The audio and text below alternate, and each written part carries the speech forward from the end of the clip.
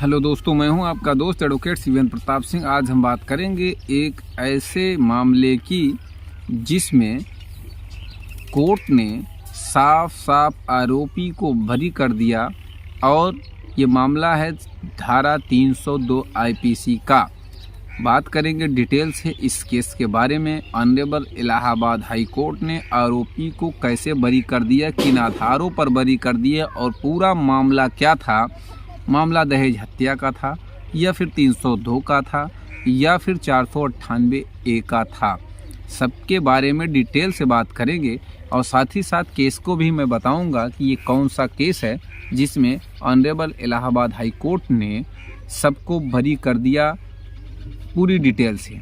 सबसे पहले ये जान लीजिए कि जो मुकदमा लिखा था अर्थात जो एफआईआर लिखी गई थी वो उसमें धारा थी 498 ए, 323, 504, 3/4 DP एक्ट। इन धाराओं में मुकदमा हुआ था और ये अपील का मामला जो मैं बता रहा हूँ जिसमें बरी कर दिया था, ये बरी हुए थे 2/12 अर्थात दिसंबर 2 तारीख को 2022 अपील डिसाइड हुई जिसमें बरी कर दिया गया। तो हाल ही का ये जजमेंट है, पूरा वीडियो देखें। पति पत्नी सास ससुर वाले मामले में यदि आप भी इसी तरह से प्रताड़ित हैं तो इस आदेश का फ़ायदा उठा सकते हैं। आप इसको लगा के आप भी अपने मुकदमे में राहत पा सकते हैं। मामला ये कानपुर का था। कानपुर के कर्नलगंज थाने का मामला 302 में होता है। अब जो इसमें सज़ा होती है ये 302 में सज़ा होती। अब आप कहेंगे कि मामला तो 498 का बताया जा रहा है। जी हाँ दोस्तों, मामला सिर्फ और सिर्फ 498 ए, 323, 504 में दर्ज हुआ था। 3/4 DP एक्ट भी था, लेकिन जो सज़ा होती है 302 में हो जाती है। गौर फरमाइएगा इसमें। अब जो एफआईआर थी उसमें कहा गया था कि मोटरसाइकिल की मांग को लेकर अर्थात दहेज के लिए प्रताड़ित किया जाता था, मारा पीटा जाता था और फिर उसकी हत्या कर दी जाती है, ऐसा इल्ज़ाम लगाया जाता है। इसमें पति सास ससुर के खिलाफ चार्ज बनता है और चार्ज में वैकल्पिक रूप से 302 भी बनता है। 302 और 3 गवाही होती है इसमें। लड़की की गवाही लड़की के माता पिता की गवाही होती है, अन्य लोगों की गवाहियाँ होती हैं।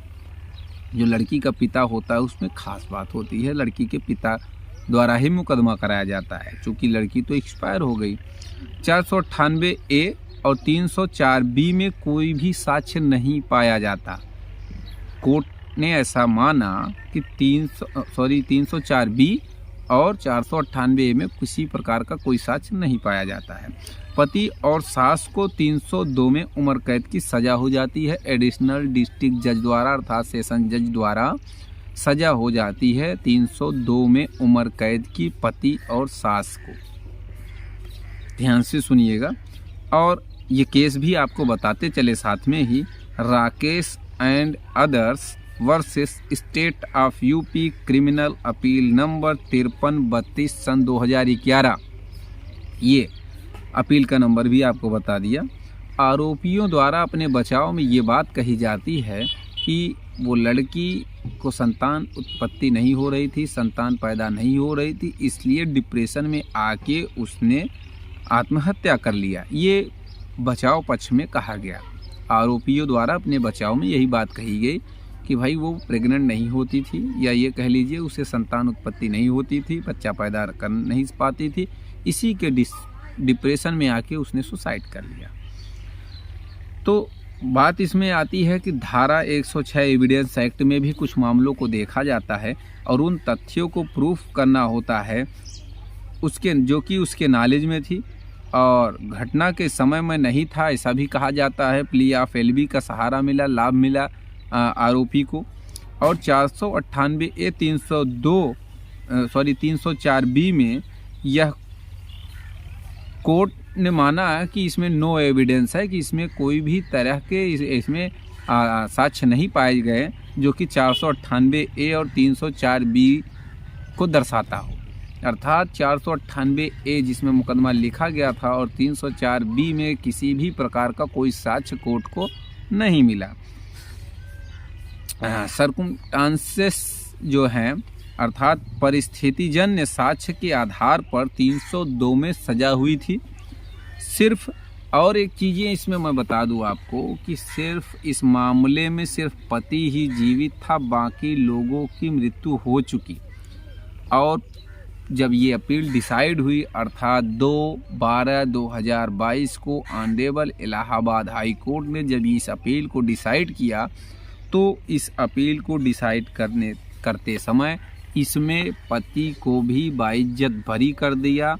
इस तरह से जो 302 में उसे सजा हुई थी उसमें वो बरी कर दिया जाता है ऑनरेबल इलाहाबाद हाई कोर्ट द्वारा। अर्थात ये कहा जा सकता है कि 498A 304B जो कि जिसमें ज़िंदगी भर लोगों को जेल काटना पड़ सकता है, काफ़ी टाइम जेल में बिताना पड़ता है, पैसे बर्बाद होते हैं और मान प्रतिष्ठा का भी मामला आता है, या ये कह लीजिए कि मुकदमा लड़ते लड़ते आदमी मर भी जाता है। इसी केस में देखिए आप 3 में से सिर्फ एक पति जीवित था, मामला सुसाइड का था, लेकिन बन गया कहाँ से कहाँ तक, सज़ा उसको 302 में हो जाती है, मुकदमा कहाँ लिखा जाता है, किस धारा में लिखा जाता है।